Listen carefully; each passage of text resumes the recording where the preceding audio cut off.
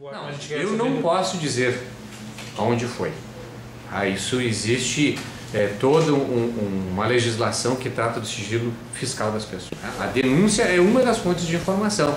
Nós temos fontes internas e fontes externas. Nas fontes internas, nós podemos processar as informações que nós já temos dentro da Receita e, através de cruzamento de informações, chegarmos à conclusão de que existe um indício muito forte de que houve alguma irregularidade fiscal.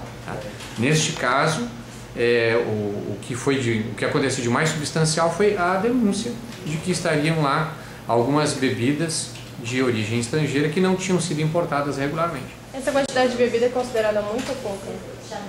Eu considero que isso é uma quantidade muito grande, até porque isso estava sendo guardado e estava sendo preparado para ser oferecido à venda num estabelecimento comercial. Então, eu acredito que isso, para encontrar num único local, para venda a varejo, sendo preparado para venda a varejo, é muito grande, sim. Claro que se eu fosse comparar com uma venda no atacado, eu poderia ter encontrado um depósito com uma carga completa que seria umas 100 vezes maior do que isso, né? Mas aí seria para venda no atacado. Então, para o varejo, eu considero que foi grande. E veja que são 31 caixas de cerveja, aproximadamente, né? Mas tem outras bebidas junto, né? Inclusive refrigerantes de origem estrangeira. E qual o total já foi avaliado quanto deu a mercadoria?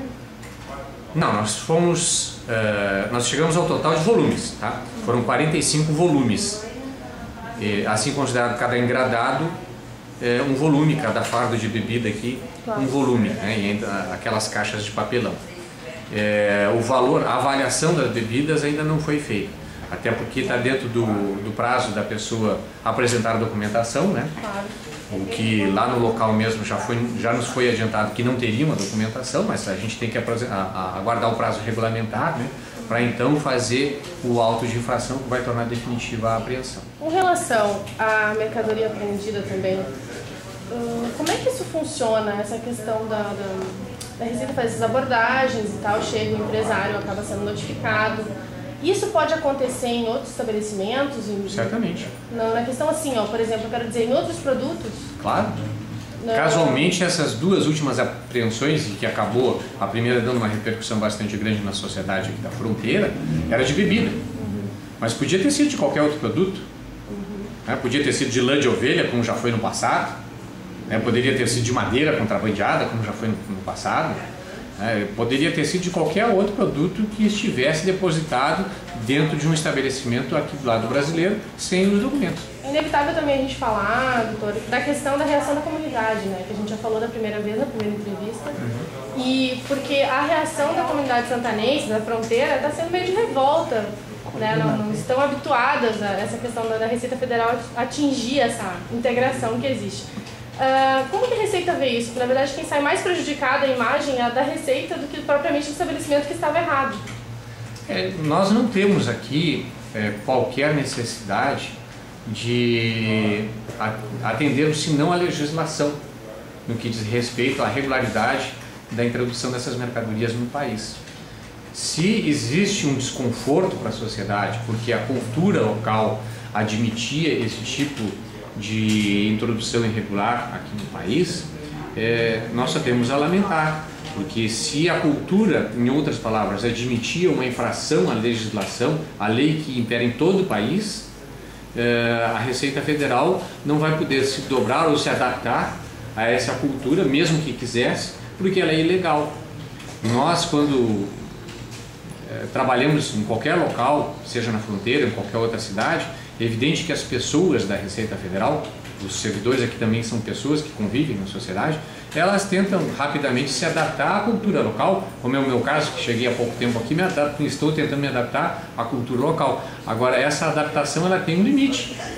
O nosso limite é a lei. A partir do momento em que essa cultura admite práticas que são ilegais, vai ser certamente objeto de trabalho da Receita Federal. Não é a nossa intenção mudar culturalmente a comunidade aqui da fronteira, absolutamente. Não estamos aqui para comprar briga com ninguém, para bater de frente com ninguém, né? Nós estamos aqui para fazer o nosso trabalho. Se o objeto do nosso trabalho estiver incluído naquilo que faz parte de uma cultura, de uma prática aqui na sociedade da fronteira, lamento muito, mas aí nesse momento nós vamos ter uma situação de conflito e que a Receita Federal vai ter que aplicar a legislação.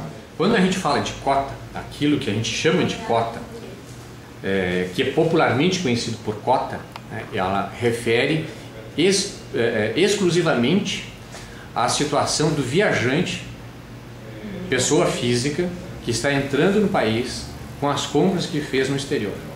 Então só quem tem direito à cota de isenção por essa legislação, que é uma legislação especial, é o viajante.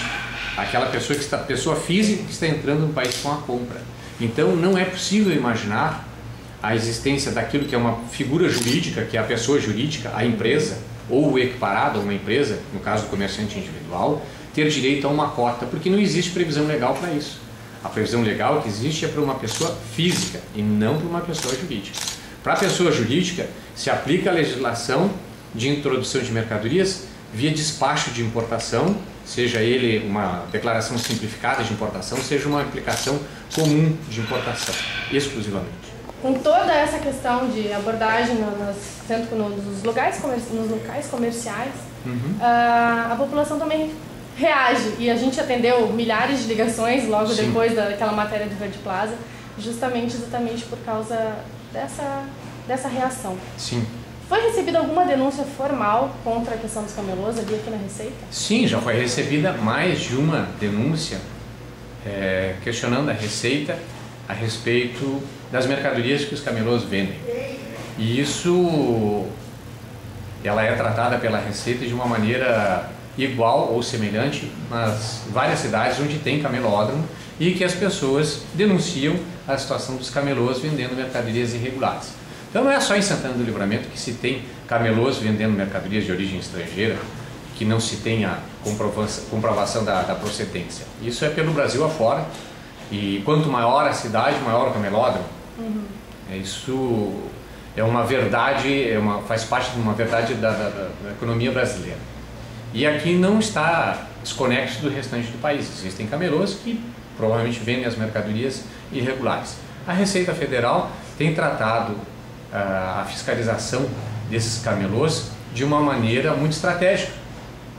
Nós fazemos o planejamento de operações especialmente voltadas para esse tipo de estabelecimento, porque na maioria das vezes ele está numa situação, num local onde é aberto, uma via pública, onde existe acesso de muitas pessoas ao mesmo tempo, existem muitos comerciantes aglomerados no mesmo lugar, o que pode colocar em risco a segurança tanto das pessoas que compram, quanto das pessoas que transitam, quanto das pessoas que vendem as mercadorias ali, quanto dos servidores envolvidos numa fiscalização como num camelódromo.